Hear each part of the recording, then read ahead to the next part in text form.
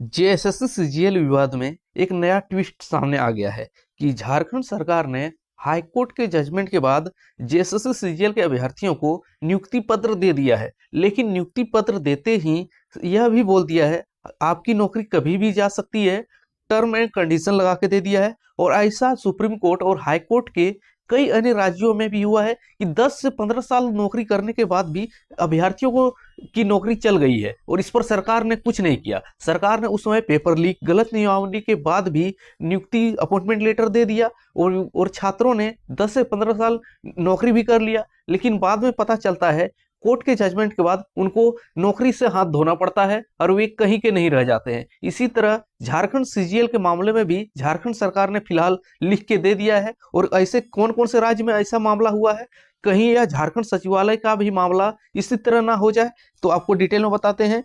तो जैसे ज्ञात है कि झारखंड सचिवालय का जो पेपर हुआ था, इसमें जो पहली बार पेपर हुआ इसमें पेपर लीक हुआ। इसके बाद जेएसएससी ने पेपर लीक के बाद छात्रों को विरोध के बाद पूरी पेपर को ही परीक्षा को रद्द कर दिया। इसके बाद पुनः परीक्षा हुआ, इसमें भी आरोप लगा, मामला हाईकोर्ट में गया, झारखंड के सीआईडी ने जांच किया, जांच में कुछ नहीं मिला। उसके बाद लीपापोती मामला करके हाईकोर्ट ने कह दिया कि आप इसको नियुक्ति पत्र दे सकते हैं। इस बीच झारखंड के छात्र सुप्रीम कोर्ट पहुंच गए और झारखंड सरकार ने जो चयनित छात्र थे 1900 लगभग छात्र, इनको नियुक्ति पत्र दे दिया। लेकिन नियुक्ति पत्र में यह भी लिख दिया है कि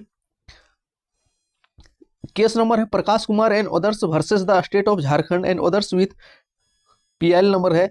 मामले में माननीय झारखंड उच्च न्यायालय द्वारा दिनांक 3/12/2025 को पारित न्यायादेश के आलोक में झारखंड सामान्य स्नातक योग्यताधारी संयुक्त प्रतियोगिता परीक्षा 2023 के अंतर्गत कथित कदाचार की जांच हेतु राज्य सरकार द्वारा गठित एसआईटी द्वारा जांच के क्रम में यदि भविष्य में कोई अनुशंसित अभ्यर्थी दोषी पाए जाते हैं तो उनकी अभ्यर्थिता रद्द कर दी जाएगी तथा आयोग द्वारा संबंधित अभ्यर्थी की अनुशंसा वापस लेते हुए विधि सम्मत कानूनी कार्रवाई की जाएगी। तो झारखंड एसआईटी ने जो अभी जांच कर रहा है, हाईकोर्ट ने फैसला दे दिया है, लेकिन उसको बोला है कि एसआईटी जांच कर जारी रहेगी और 6 महीना के अंदर अपना रिपोर्ट झारखंड हाईकोर्ट में सबमिट करेगी। इस बीच जिनको भी नियुक्ति पत्र मिला है उनमें से किसी के बारे में यह जांच में पता चलता है कि वे पेपर लीक में किसी न किसी तरह से इन्वॉल्व थे, तो इनकी नियुक्ति को रद्द कर दिया जाएगा और उनको बर्खास्त कर दिया जाएगा और उन पर कानूनी कार्रवाई की जाएगी। इसके बाद अगला पॉइंट में बोला है 8वां नंबर का, यह नियुक्ति माननीय सर्वोच्च न्यायालय नई दिल्ली में लंबित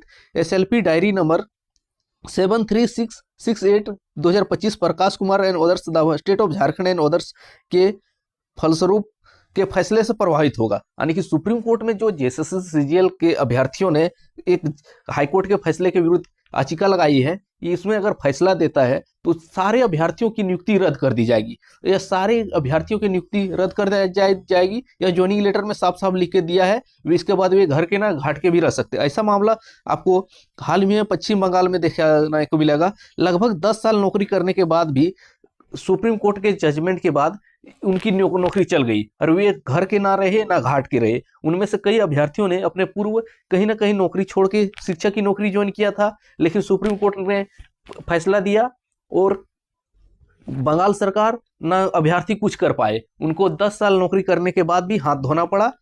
इसके बाद आपको हाल ही में झारखंड में ही एक मामला आया था, पलामू में 2010 का था, चतुर्थ वर्गीय कर्मचारी यानी कि 4th ग्रेड का था पलामू जिले का। इसमें भी सुप्रीम कोर्ट ने जजमेंट दिया।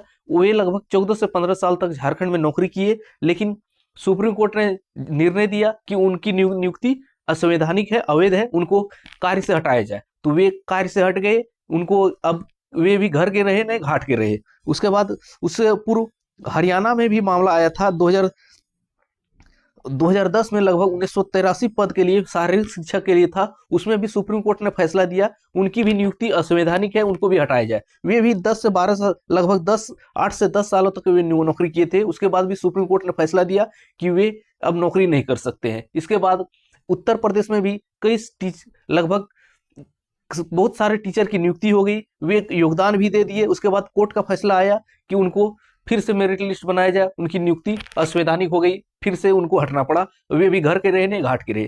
क्या जेएसएससी सीजीएल के मामले में भी इसी तरह हो सकता है? कई ऐसे एग्जाम्पल देखने को मिलेंगे जहां छात्रों के विरोध के बाद, कोर्ट के विरोध के बाद सरकार ने आनंद फानन में अपनी नियुक्ति दे दी छात्रों को, लेकिन इसका खमियाजा जो नियुक्त हुए हैं उनको भुगतना पड़ा है। क्या ऐसा भी झारखंड सचिवालय के मामले में हो सकता है? क्योंकि झारखंड सचिवालय केस में जब हाईकोर्ट में ही सुनवाई चल रही थी तो झारखंड एसआईटी को ही कई बार हाईकोर्ट से डांट पड़ी थी, और हाईकोर्ट ने भी संकेत कई बार दिया था कि झारखंड एसआईटी मामले को लिपापोती करने में लगी है। क्योंकि पहली बार डांट मिली थी कि जब ऑनलाइन आवेदन दिया था एफआईआर का तो झारखंड सरकार ने इसको एक्सेप्ट नहीं किया था, ना इस पर कोई कार्रवाई की थी। इसके बाद झारखंड हाईकोर्ट के ही दबाव में एफआईआर दर्ज किया जाता है, उसके बाद जांच प्रारंभ होती है और जांच में भी लिपापोती करने का प्रयास किया जाता है। लेकिन अंततः हाईकोर्ट ने अपना फैसला दे दिया कि इनकी नियुक्ति दे सकते हैं, लेकिन फैसले से जो फाइनल जजमेंट होगा, हाईकोर्ट का जजमेंट, उससे प्रभावित होगा। और इसके बाद सुप्रीम कोर्ट भी छात्र चल गए हैं और नियुक्ति पत्र में यह भी लिख दिया है, सुप्रीम कोर्ट में अगर किसी को हटाने का या नियुक्ति रद्द करने का प्रावधान देता है या री एग्जाम का देता है या जो भी देता है, इससे उनकी नियुक्ति प्रभावित हो सकती है। लेकिन ऐसे भविष्य में ऐसे पूर्व में ऐसे कई फैसले सुप्रीम कोर्ट और हाई कोर्ट ने दिए हैं जिनमें कई सारे विज्ञापन में जो कई सालों तक नौकरी भी कर चुके थे और उनकी नौकरी एक झटके में चल जाती है, वे कुछ न कर पाते हैं, ना राज्य सरकार कुछ कर पाती है, ना कोई कुछ कर पाती है, क्योंकि उनकी नौकरी असंवैधानिक तरीके से माना जाता है कोर्ट के द्वारा, गलत नियमावली से, पर्चा लिख के द्वारा, जैसे भी हो गलत तरीके से इनकी नियुक्ति हुई है, यह माना जाता है कोर्ट के द्वारा। क्या जेएसएससी सीजीएल में भी यही मामला देखने को मिलेगा? लेकिन फिलहाल अभी यह मामला सुप्रीम कोर्ट के डायरी में अंकित हो चुका है, अब इसकी सुनवाई का डेट जल्द ही मिलेगा। लेकिन जो ज्वाइन कर चुके हैं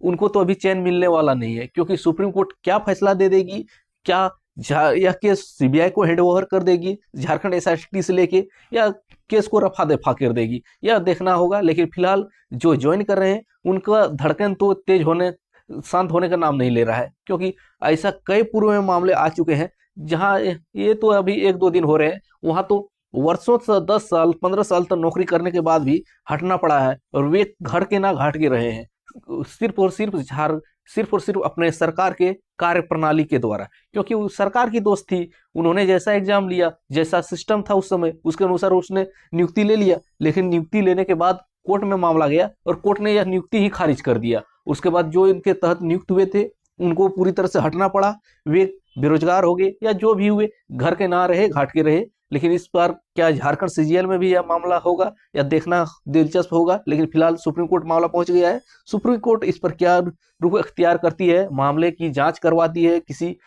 एजेंसी से, या केस को रफा दफा करती है, या झारखंड एसआईटी के मामले को ही सही मानती है, यह देखना होगा। लेकिन फिलहाल यह मामला बड़ा पेचीदा हो चुका है। Thanks for watching.